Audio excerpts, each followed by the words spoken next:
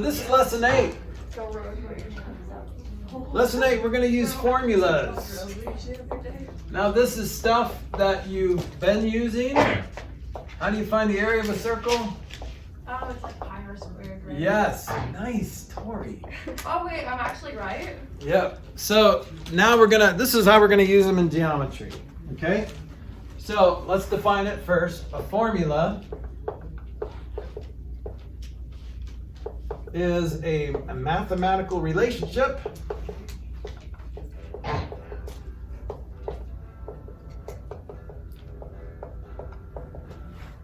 expressed with symbols. For example, P equals 2L plus 2W. What is this the formula for? Perimeter. Finding the perimeter of what kind of shape? Square, right? It could be a square, or more generically a rectangle, or because of the length and the width of a rectangle. So you add the two length sides and the two width sides to get your perimeter, okay? So this is just perimeter of a rectangle. So we're using symbols, and usually we have more than one variable, and so we just plug in the variables that we know to find the one that we don't. Okay, so you can look at examples too, and finding and just plugging and chugging. Okay, so the area of a figure is, how would you define the area of a figure? Now I know you know how to find the area, but how would you define it? Define it, not find it. Defined. The total Defunk. mass of a area? The total what? Mass. Okay, well that's kind of sciencey, but that's like more weight-ish, right? But no, you're good. You're going for it. It's great. Because it's hard to define the area without saying the word area, isn't it? Yeah. How do you define the area of a figure? Yeah. Everything inside the defined shape. Okay, good. That's a good way to say it. So what I tend to do is the area inside. Oh, the space, and I can't say space because space is three-dimensional. So yeah, like the stuff inside something. Okay, and if you were to calculate it, you're basically calculating how many squares you can fit inside of a shape. Okay. Now, when it comes to rectangles, I'm comfortable with that, because you can literally draw rectangles, draw little squares inside of a rectangle and count them. But we still use square units when it comes to circles and things like that. So putting squares inside circles, I'm not comfortable with. But that's still how we measure the area of a circle, with square units. How many squares can you fit? Well, you might have to cut off the corners of a lot of them actually, around the edge there. But that's still how you calculate the area of a circle. All right, and not with scissors. You don't have to do that. There's a nice formula, like Tori said, pi r squared. Okay, so to find the area of a is the size of the region bounded by the figure. See how we had to use, sometimes when you define stuff in geometry, it's like playing that game Taboo. Did you ever play that game Taboo? Where you have to describe a word using all these other words and stuff. Do you ever play that game? And this got that really cool buzzer. I always take the buzzer and pretend it's like a shaver. Do you ever do that? It's fun. It's a good crowd pleaser. Hey guys, watch this.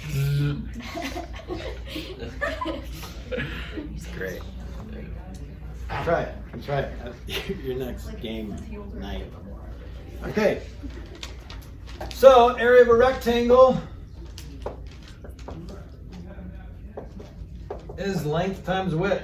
Okay, so it's literally, if this is a 2x4 rectangle, how many squares can you fit inside there? Well, you can fit 4 along the bottom because it's 4 units long. And there's 2 rows of that, so 2 times 4. Okay? Well, how do you find the area of a triangle?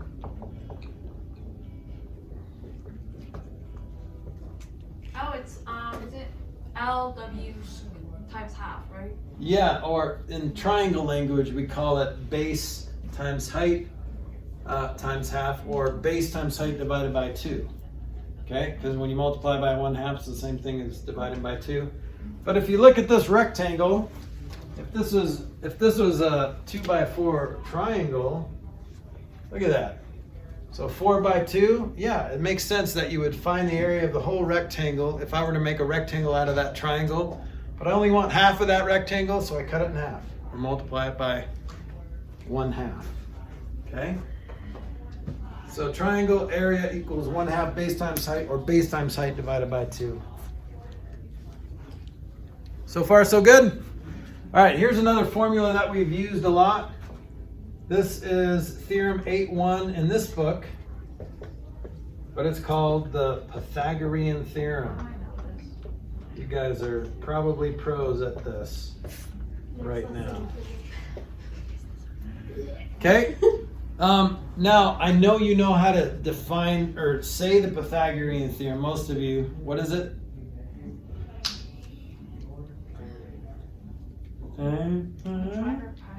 Plus equals. What is it? Pythagorean theorem? I don't know.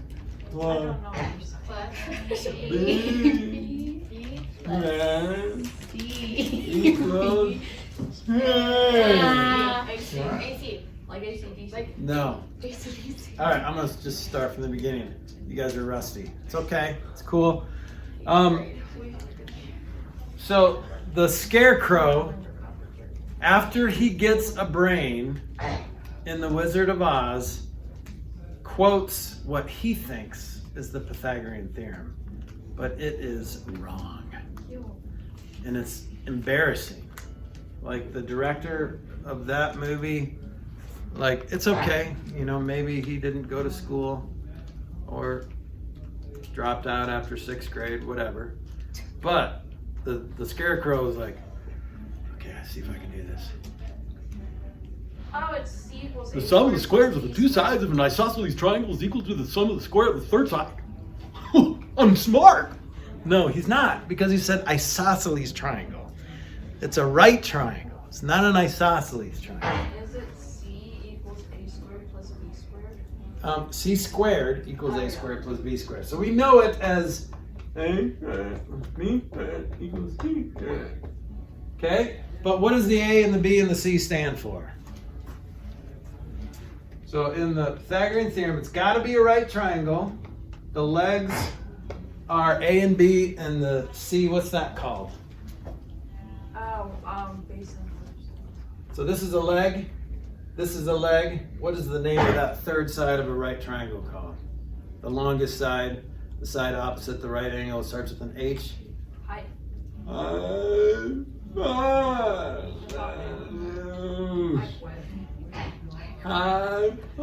Hypothesis.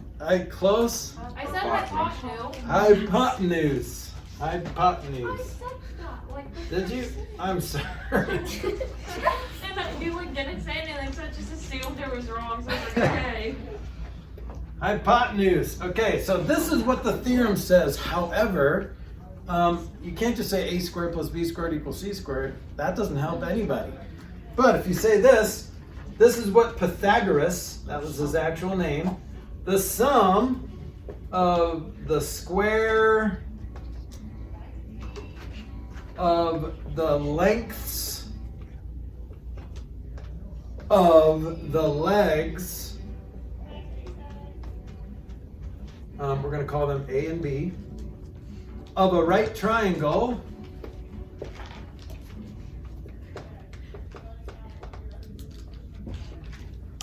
is equal to the square of the length of the hypotenuse. And hypotenuse is always c. And if you use the formula a squared plus b squared equals c squared. Okay? So this is how it's written. A squared plus b squared equals c squared. So they're going to give you two of those three lengths, and you have to find the third.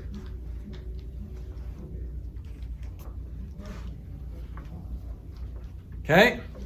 So let's see here. In this triangle,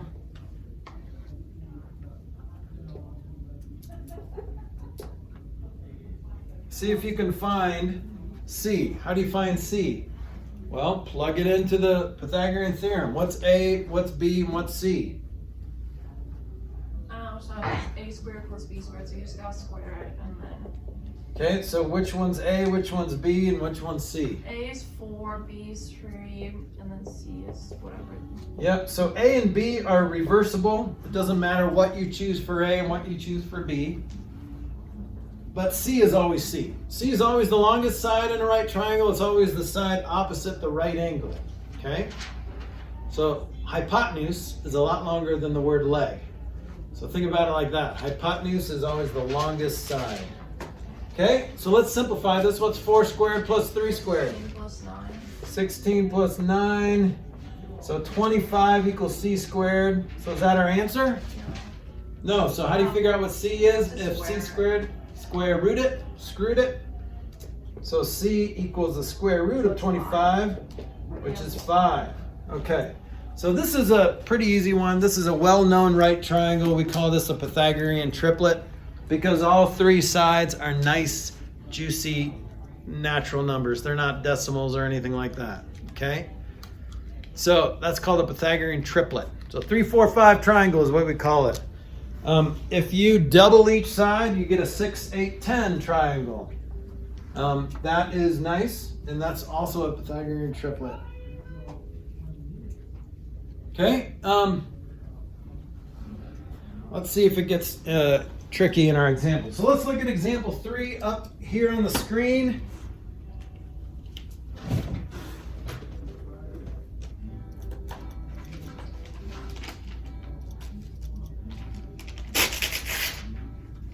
Come on, get in there.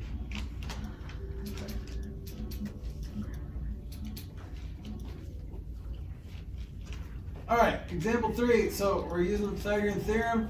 See if you can find.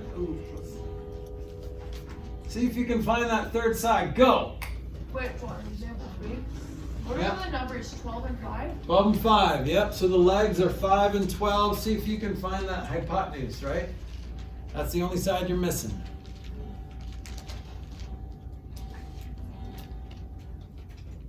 So you can put your pens or pencils down when you're done, so I know that you're done.